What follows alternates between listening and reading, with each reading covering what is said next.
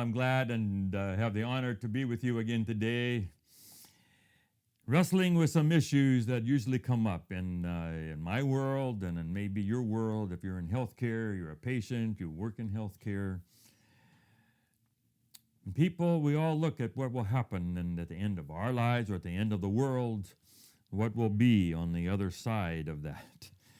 I grew up in Thailand. My parents were missionaries, and we were doing a mission trip here a while ago. And after we finished our mission trip in northern Thailand, we went down to a beach, like we usually do, and give everyone a couple days, a retreat at the beach. So I speak Thai, so I got a group together, and I made arrangements for us to go kayaking out into the ocean. So we drove a car for a while, and then we got into a boat and went out to an island, and then we kayaked from there. It was magic land.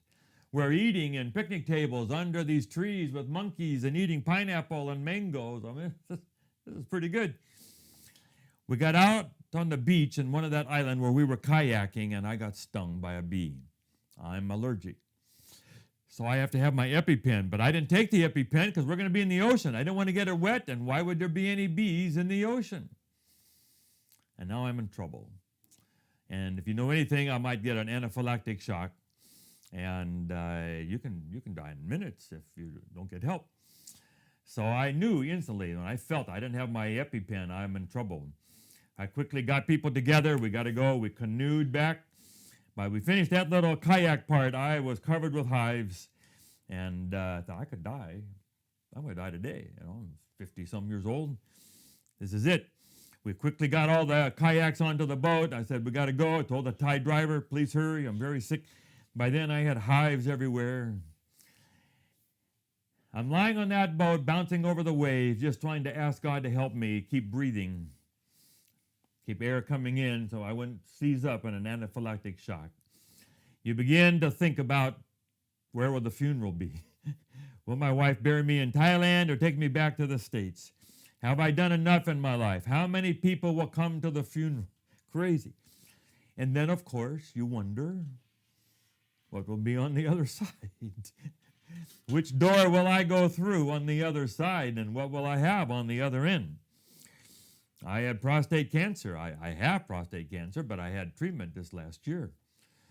You walk into a room with a high PSA and a little bit high Gleason score, and the doctor says, you have high-risk, aggressive cancer.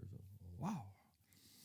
And you begin to think, how long do I have? And then you begin to think, what will be on the other side of that door? What will I meet? Will I be in the first resurrection or the second resurrection? And of course, we would like to think that we're with God and we're okay. But I think of the story of Esther in the Bible. She ended up being the new queen. She's a Jewish girl. And there comes a day when there's a law that has been made to kill all the Jews, and her uncle says, go in before the king. You need to fight for your people. So Esther writes a note back and says, if I go in and if the king doesn't extend the golden scepter to me, I'll be killed. And he says, if you don't go, God will send someone else. But maybe God has put you there for such a time as this. She says, I'll go. She goes down the hallway, and now she's standing outside the throne room of the king. Will the king extend the scepter to her and forgive her? Because she's breaking the law. To go in without an invitation was against the law. She could die.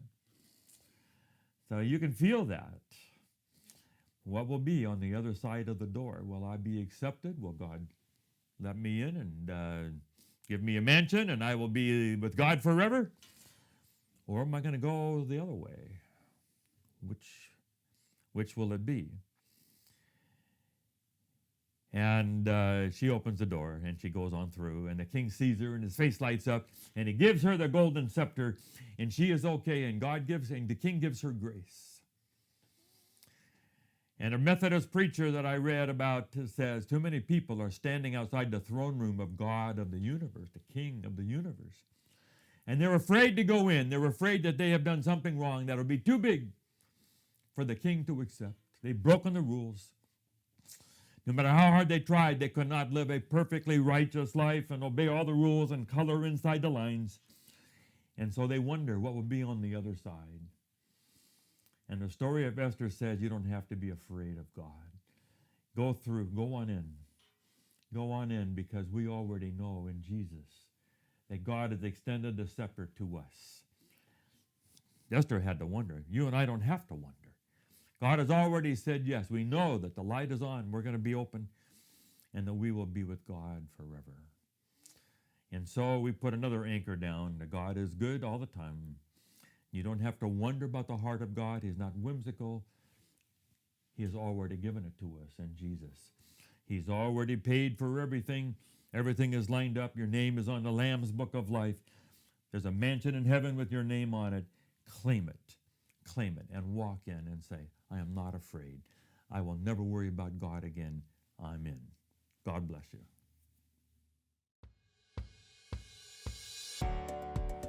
Thank you for watching Spotlight. We're so excited about this. We hope that you'll subscribe, and so you'll get all of them. And please just forward it on to others and tell other people about it.